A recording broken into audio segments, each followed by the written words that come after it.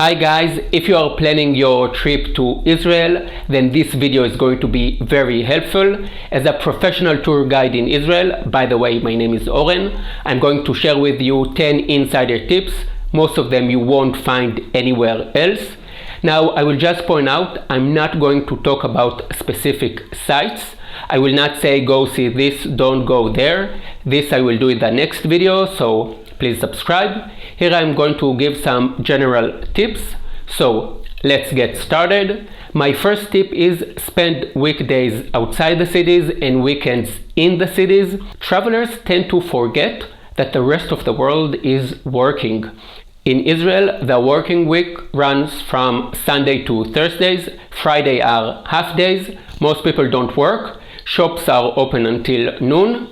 If you can, and it is definitely not a must, try planning your trip in such a way that you spend working days outside the cities, far away from the heavy traffic, in the open spaces of the Negev, Galilee, the Golan Heights.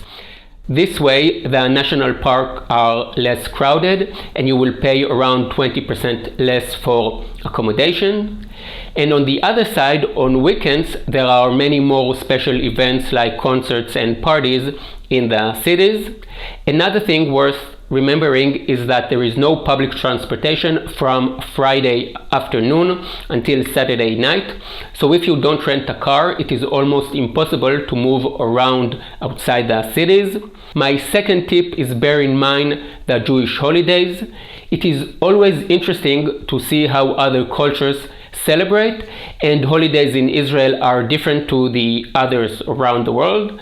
Holidays in Israel are mostly Jewish religious festivals. It is great if you get to experience them, but it is worth knowing when they are and planning in advance for two main reasons. The prices of hotels and flights are higher and shops are closed, and there is no public transportation. The Jewish calendar is different to the Gregorian calendar so check before you come. In general, the Jewish New Year, Rosh Hashanah, Yom Kippur and Sukkot are in September or October. Hanukkah is around Christmas, and Passover is around March or April. And I've written a post about the Jewish holidays, when they are and what you can expect, and I will leave the link down here below. My third tip is more of a warning. Israel is expensive. I talked about it in almost all of my videos. Before people visit Israel, they worry about safety issues, but once they arrive, they discover the real problem. Israel is not a cheap place to live in or to travel in, and as tourists you will find this to be the case, especially when it comes to the prices of hotels and the prices of restaurants, and even worse, alcohol. If you feel that you have paid more than it was worth, well, join the club. There are some good solutions here. If you want to pay less for accommodation, I can recommend an excellent alternative, and that is taking a private room in a hostel. I did some videos about it, check them out. Street food in Israel is also a great option for those who find restaurants too expensive.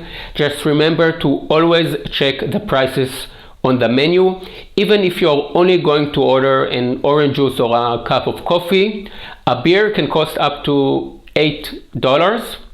With that being said, prices of attractions like visiting national parks and public transportation are reasonable. My fourth tip is the desert Negev. It is well known that Israel highlights our Jerusalem and Christianity. Tel Aviv get quite a good press too, but the desert, the Negev desert, is the best unknown place on the touristic map of Israel. The Negev covers half of Israel. If you like desert scenery, and especially if you come in winter, so from November to February, spend some time in the desert. Although Be'er Sheva is considered as the Negev capital, there is not much for you to do there. Go straight to Mitzpeh Ramon, right on the edge of the crater, and Sde Boker are great places to start your desert tours. They are about 2 hours south from Jerusalem and Tel Aviv. Further south, you will discover many other parks like Arava, Timna, the Eilat Mountains, and much more. Tip number 5, take advantage of Israel's small size. Because people hear so much about Israel on the news, and because most travelers to Israel come from countries that are way bigger than Israel, people don't realize that Israel is tiny. One of the big advantages of Israel is its small size. The sea, the desert, mountains, the cities are closer than you think. You didn't like Tel Aviv? Jerusalem is an hour away. The Jerusalem winter is too cold for you, an hour drive, and you get to the Dead Sea and the Judean desert. Tip number 6, consult a map. One map is worth 1,000 words.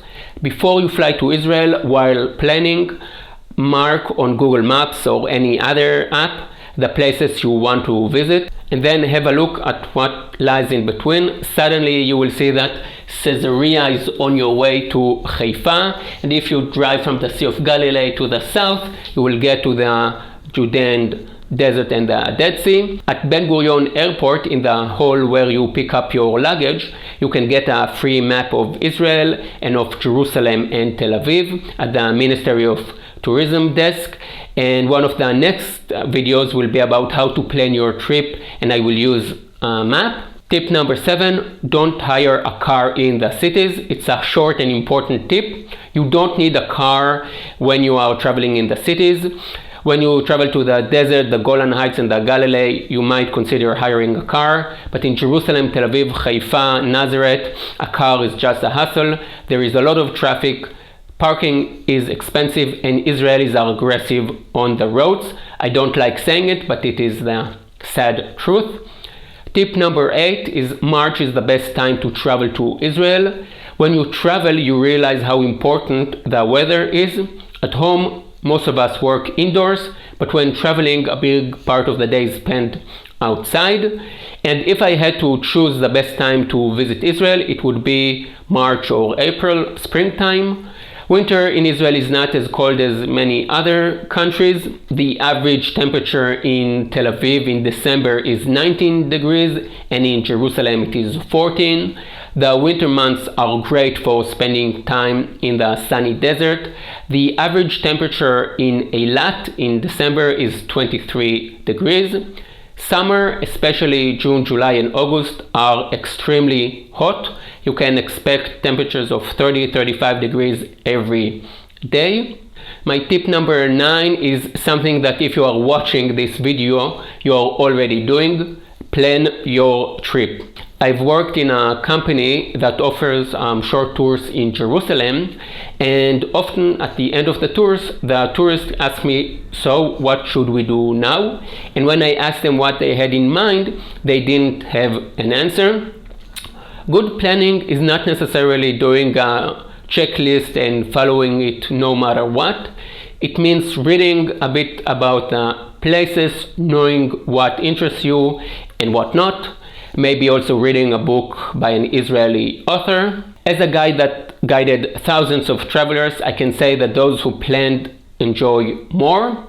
If you are traveling on a low budget, my website and booklets are a good place to read about the sites, culture, and history of Israel. In my booklets, I basically wrote what I say on my tours. If you can afford a private guide for a couple of days, and definitely if you are coming as a group, talk to a travel agent that can build you an itinerary that matches your interests.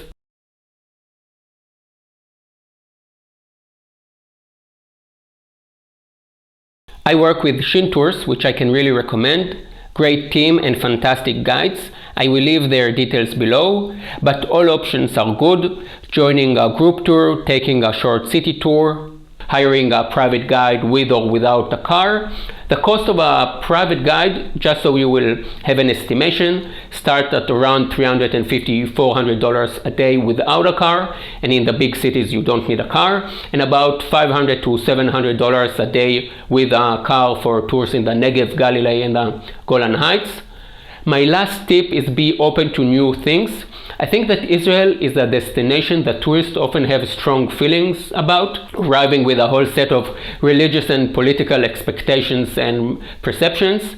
Israel can be intense, and you will certainly find everything you are looking for. conflict and peace, holiness and irreverence, hope and despair.